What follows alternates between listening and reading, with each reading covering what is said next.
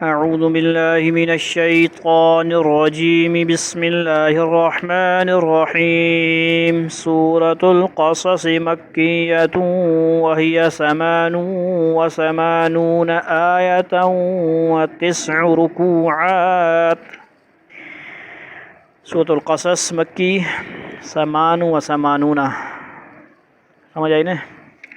कितनी आयतें हो गई? 88। समानून 8 और समानून 80 और समानुन 8। ठीक है जी, 88 आयतें हैं। और वतिसऊ और 9 क्या हैं इसमें? रुकुआत। बिस्मिल्लाहिर्रहमानिर्रहीम तासीम मीम तिल्क आयातुल किताबिल मुबीन नतलू अलैका मिन नबइ मूसा व फ़िरऔन बिलहक़्क़ लिक़ौमिन युमिनून इन्न फ़िरऔन अला फ़िल अर्ज़ि वजअल अहलहा शियअन यस्तज़इफ़ु ताइफ़तम मिनहुम। गलती हो गया ना, ये तवज्जो ख़राब कर रहे हैं मेरी। इन्न फ़िरऔन अला फ़िल अर्ज़ि वजअल अहलहा शियअन यस्तज़इफ़ु ताइफ़तम मिनहुम युज़ब्बिहु अबनाअहुम व यस्तहयी निसाअहुम इन्नहु कान मिनल मुफ़्सिदीन वनुरीदु अन नमुन्ना अलल्लज़ीना इस्तुज़इफ़ू फ़िल अर्ज़ि वनजअलहुम अइम्मतन वनजअलहुमुल वारिसीन वनुमक्किन लहुम फ़िल अर्ज़ि वनुरिय फ़िरऔन वहामान वजुनूदहुमा मिनहुम मा कानू यहज़रून वअौहयना इला उम्मि मूसा अन अर्ज़िईह फ़इज़ा ख़िफ़्ति अलैहि फ़अल्क़ीहि फ़िल यम्मि वला तख़ाफ़ी वला तहज़नी इन्ना राद्दूहु इलैकि वजाइलूहु मिनल मुरसलीन फ़ल्तक़तहु आलु फ़िरऔन लियकून लहुम अदुव्वन वहज़ना इन्न फ़िरऔन वहामान वजुनूदहुमा कानू ख़ातिईन। वक़ालत इम्रअतु फ़िरऔन क़ुर्रतु ऐन ली वलक ला तक़्तुलूहु असा अन यंफ़अना औ नत्तख़िज़हु वलदन वहुम ला यशऊरून। वअस्बह फ़ुआदु उम्मि मूसा फ़ारिग़ा इन कादत लतुब्दी बिही लौला अन रबतना अला क़ल्बिहा लितकून मिनल मुअ्मिनीन। वक़ालत लिउख़्तिही क़ुस्सीही फ़बसुरत बिही अन जुनुबिन वहुम ला यशऊरून। वहर्रमना अलैहिल मराज़िअ मिन क़ब्लु फ़क़ालत हल अदुल्लुकुम अला अहलि बैतिन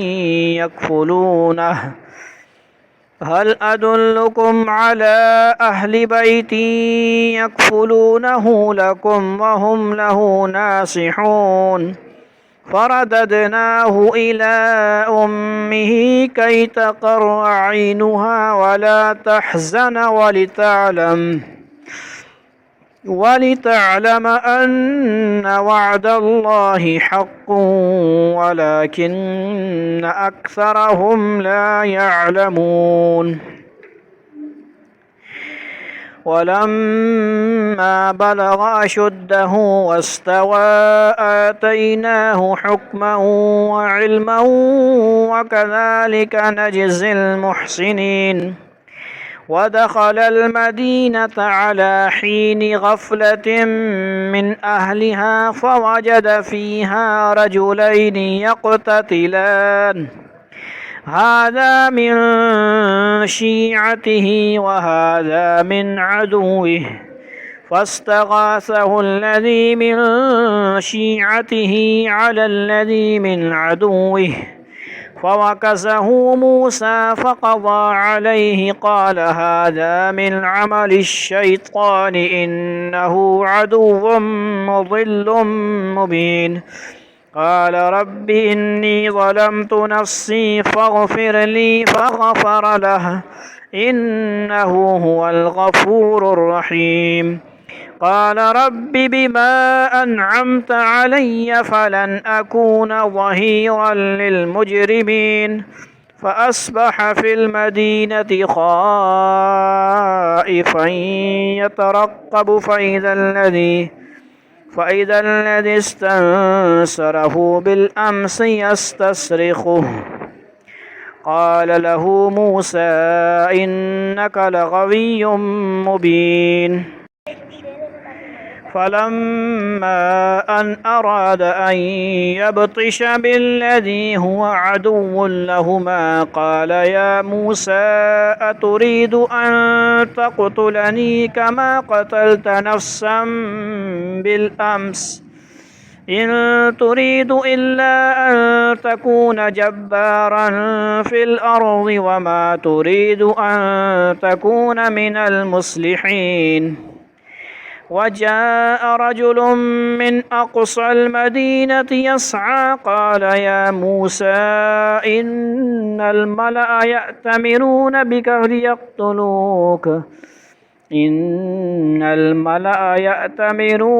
ليقتلوك فاخرج إني لك من الناصحين فخرج منها خائفا يترقب قال رب نجني من القوم الظالمين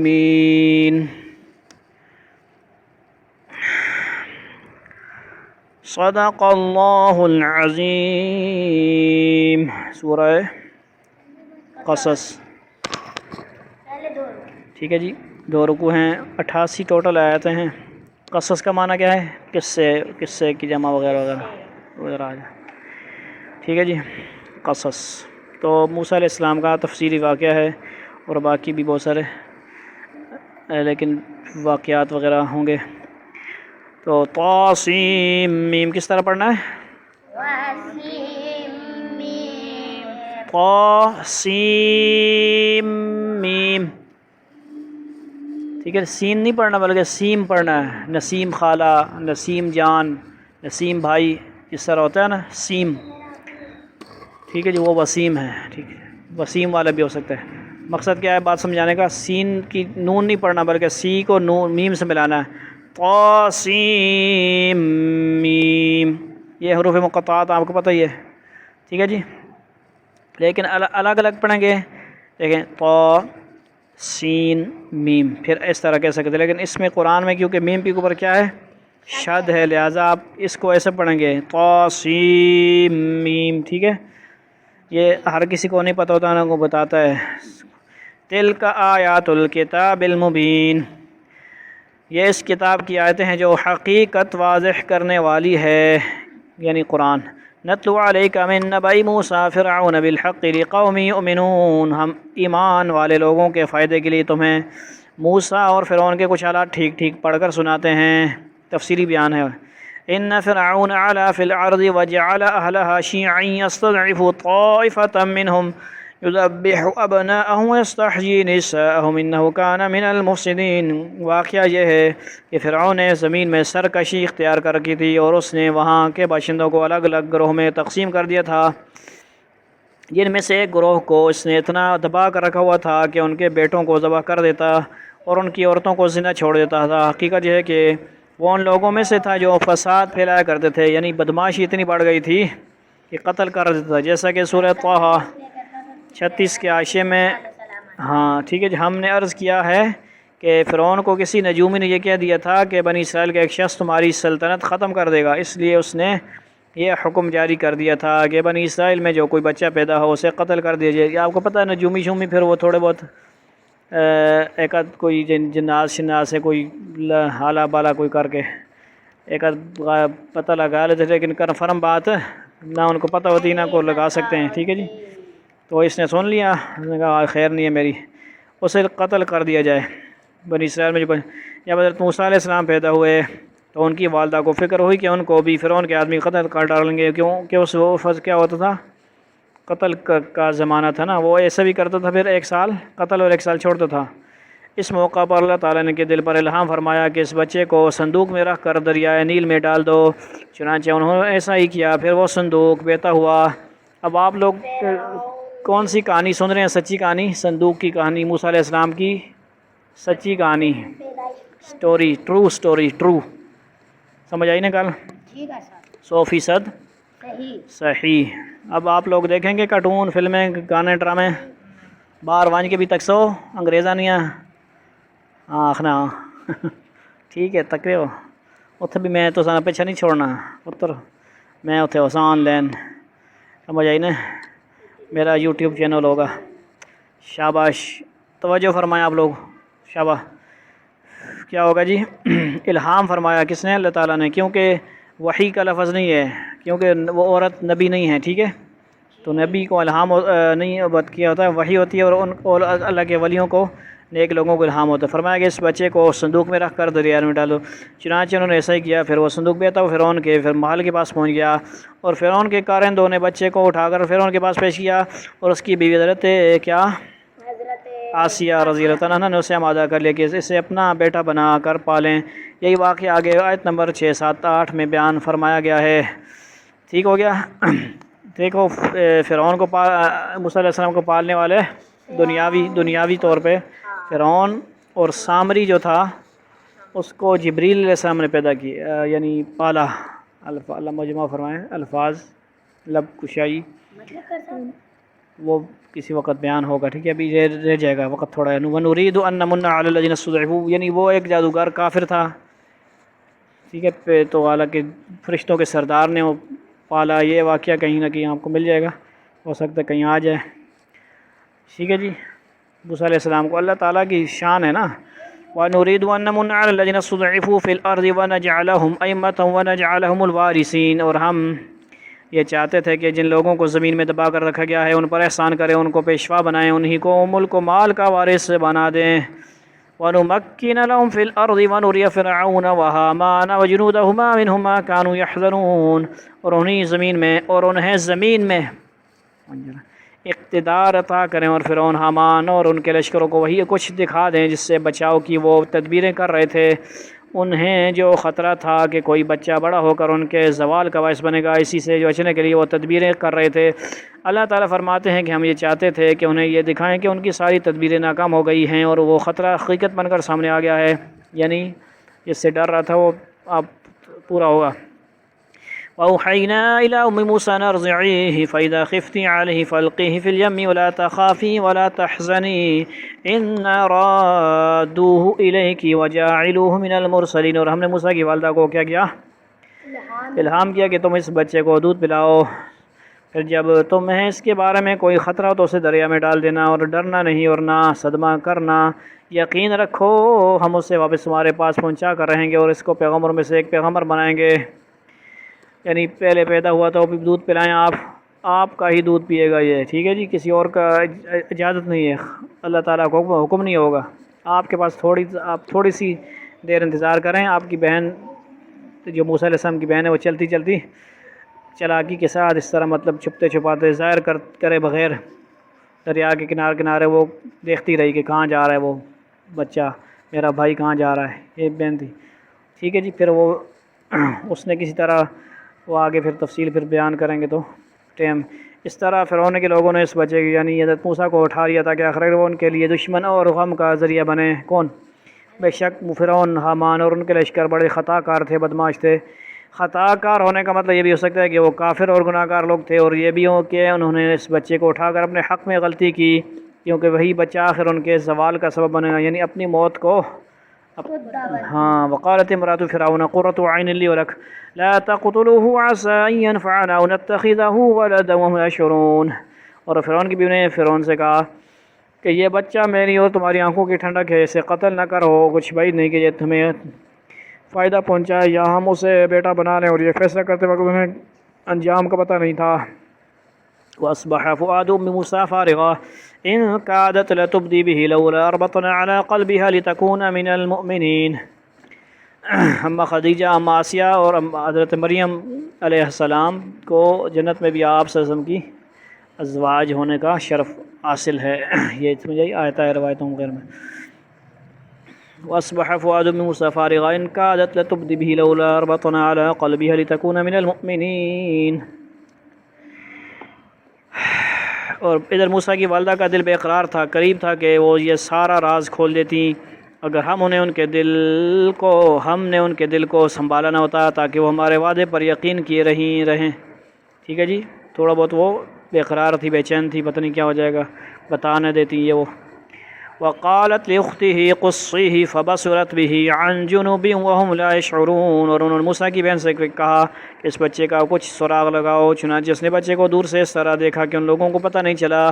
سمجھ آ رہی؟ پہلے آپ کو بتایا گیا نا، اس کو یوں کہہ سکتے ہیں چھپ کے چھپاتے، چالاکی کے ساتھ، ہوشیاری کے ساتھ. ایسی ہوشیاری آپ کو بھی آنی چاہیے نا، جس کا ہوشیاری فلاں کی ہوشیاری کرو، فلاں کو دیکھو، یہ وہ ہوشیاری سمجھتے ہو نا، ہوشیاری کے ساتھ.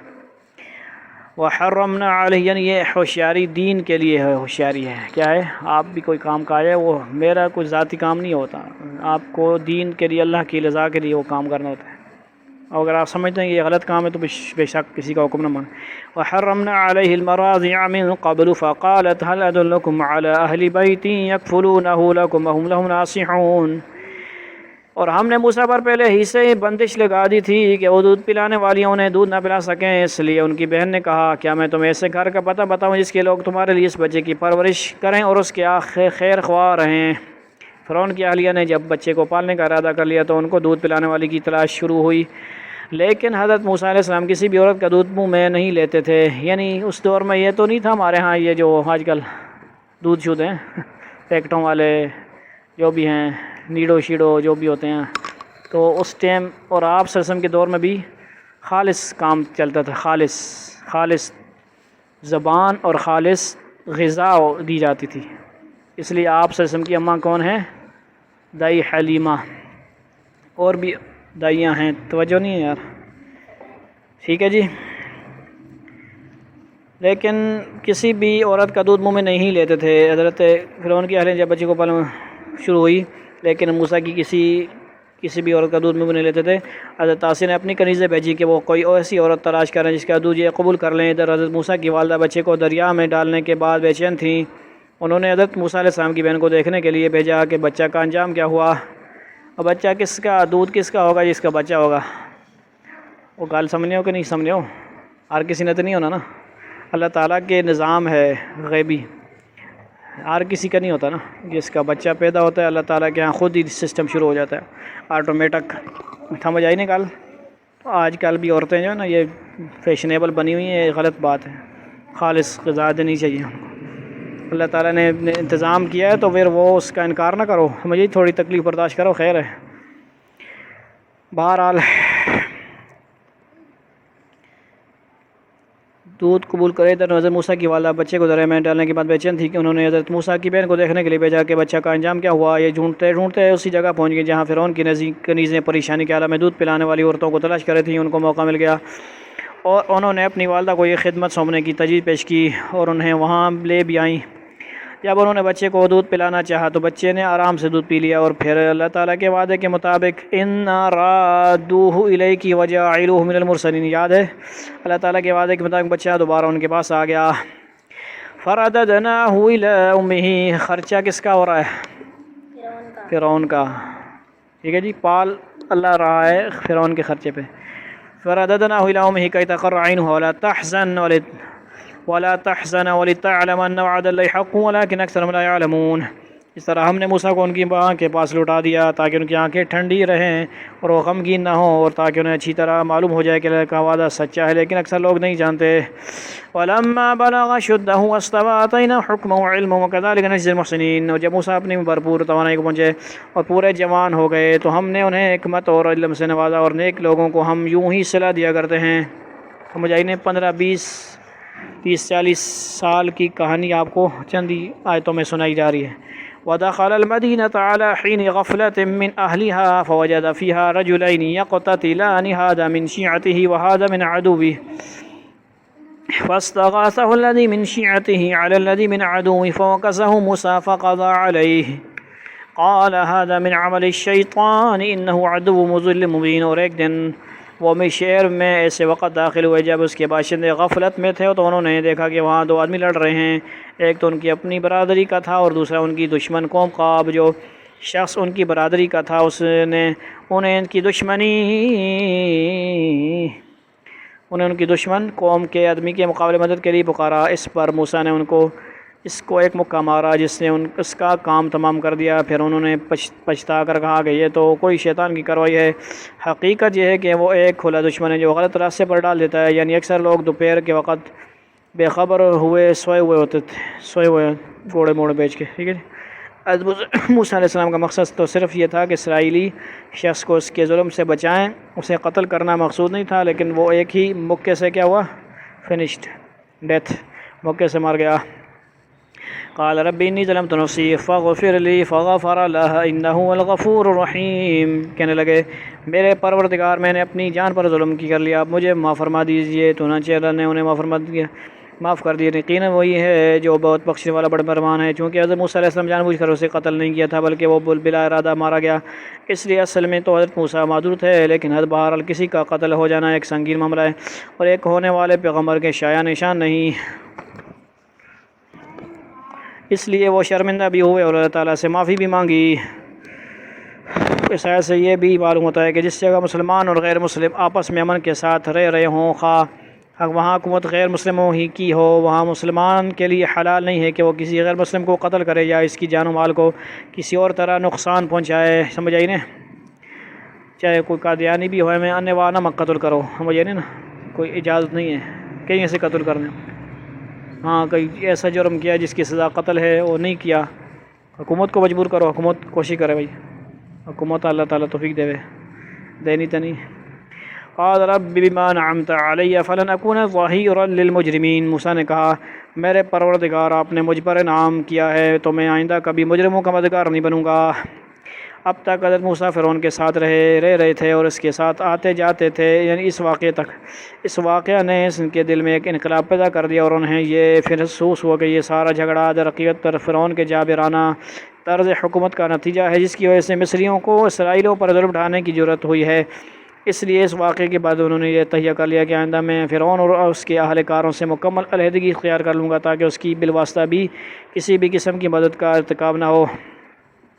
فاصبح في المدينة خائفا يترقب فإذا الذي استنصره بالأمس يستصرخه قال له موسى إنك لغوي مبين۔ پھر صبح کے وقت وہ شہر میں ڈرتے ڈرتے حالات کا جائزہ لے رہے تھے، اتنے میں دیکھا کہ جس شخص نے کل ان سے مدد مانگی تھی وہ پھر انہیں فریاد کے لیے پکار رہا ہے، جس کی وجہ سے بندہ مارا گیا۔ ٹھیک ہے، سمجھیے ایک بات، سمجھ آ رہی ہے بات؟ وہ پھر آیا ہوا ہے، پھر انہیں فریاد۔ موسیٰ نے کہا موسیٰ علیہ السلام نے اس سے کہا کہ معلوم ہوا کہ تم تو کھلا شریر آدمی ہو، شیطان تم ہی ہو، مستی کرنے والے تم ہی ہو، یعنی لڑائی بڑائی تمہارا زوز کا وتیرہ معلوم ہوتا ہے کہ کل کسی اور سے لڑے تھے اور آج اس شخص سے لڑے ہو۔ 12 تفسیروں میں کچھ لکھا ہوگا، مجھے پتہ نہیں ہے، کیونکہ شیطان ہی ہوگا، پھر وہ کوئی شیطانی کا نمائندہ ہوگا۔ فلما ان اراد ان يبطش بالذي هو عدو لهما قال يا موسى تريد ان تقتلني كما قتلت نفسا بالامس ان تريد الا ان تكون جبارا في الارض وما تريد ان تكون من المصلحين۔ پھر جب انہوں نے اس شخص کو پکڑنے کا ارادہ کیا جو ان دونوں کا دشمن تھا تو اس اسرائیلی نے کہا موسیٰ کیا تم مجھے بھی اسی طرح قتل کرنا چاہتے ہو جیسے تم نے کل ایک آدمی کو قتل کر دیا تھا؟ تمہارا مقصد اس کے سوا کچھ نہیں کہ تم زمین میں اپنی زبردستی جماؤ اور تم مسلح بننا نہیں چاہتے۔ اس نے بارنا پھوڑ دیا۔ حضرت موسیٰ نے اس ہاتھ تو اس مصری کی طرف بڑھایا تھا لیکن تاکہ اسے مارنے سے روکیں، لیکن اسرائیلی نے جب ان کا یہ جملہ سنا کہ تم بڑے شریر آدمی ہو تو وہ یہ سمجھا کہ وہ اس کو مارنے کے لیے ہاتھ بڑھا رہے ہیں، اس لیے اس نے یہ بات کہی۔ وجاء رجل من أقصى المدينة يسعى قال يا موسى إن الملأ يأتمرون بك ليقتلوك فاخرج إني لك من الناصحين. اور اس کے بعد یہ ہوا کہ شہر کے بالکل دور دراز علاقے سے ایک شخص دوڑتا ہوا آیا. اس نے کہا کہ موسیٰ سردار لوگ تمہارے بارے میں مشورہ کر رہے ہیں کہ تمہیں قتل کر ڈالیں، اس لیے تم یہاں سے نکل جاؤ، یقین رکھو میں تمہارے خیر خواہوں میں سے ہوں. فخرج منها خائفا يترقب قال رب نجني من القوم الظالمين. چنانچہ موسیٰ ڈرتے ڈرتے حالات کا جائزہ لیتے شہر سے نکل کھڑے ہوئے، کہنے لگے میرے پروردگار مجھے ظالم لوگوں سے بچا لے. اللہ آگے انشاءاللہ 22ویں آیت سے مزید بڑھا جائے گا.